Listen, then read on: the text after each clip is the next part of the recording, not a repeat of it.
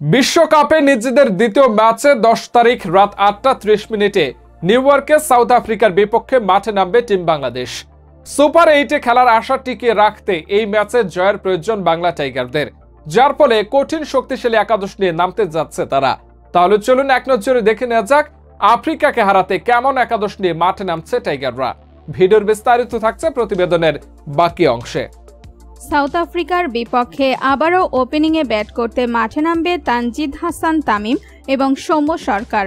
বর্তমান সময়ে এই ওপেনিং জুটি বাংলাদেশ দলকে আশার আলো দেখাচ্ছে, কিন্তু গত ম্যাচ লঙ্কানদের বিপক্ষে ভালো কিছু করতে পারেনি তারা।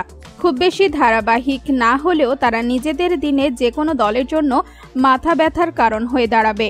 সাউথ আফ্রিকার বিপক্ষে তাদের ওপেনিং জুটি থেকে আসতে পারে দুর্দান্ত ইনিংস। ওয়ান ডাউন পজিশনে ব্যাট করতে মাঠে নামতে দেখা যাবে নাজমুল হোসেন শান্তকে।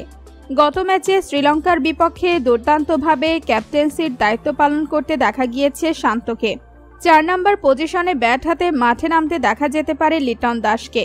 গত ম্যাচে ব্যাট হাতে রানে ফিরেছেন তিনি। 36 রান করে দলের জয়ে গুরুত্বপূর্ণ রেখেছেন লিটন দাস। 5-এ ব্যাট করতে দেখা যাবে তৌহিদ হৃদয়কে। ব্যাট হাতে ধারাবাহিকভাবে রান পাচ্ছে এই ডানহাতি ব্যাটার।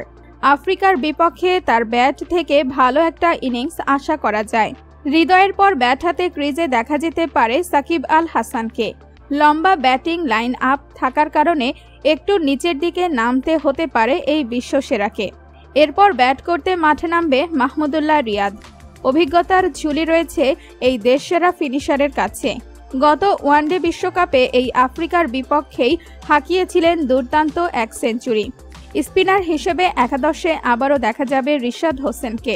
গত ম্যাচে এই লেগ স্পিনার বল হাতে শ্রীলঙ্কার বিপক্ষে 4 ওভারে মাত্র 22 রান দিয়ে তুলে নিয়েছিলেন সেরা 3 উইকেট। পেস বোলার হিসেবে একাদশে থাকবে তাসকিন আহমেদ, মুস্তাফিজুর রহমান এবং তানজিম সাকিব।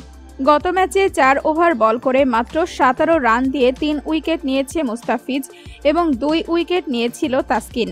তবে এই ম্যাচে বাড়তি একজন স্পিনারকে নিলে বাদ পড়তে পারে তানজিম সাকিব।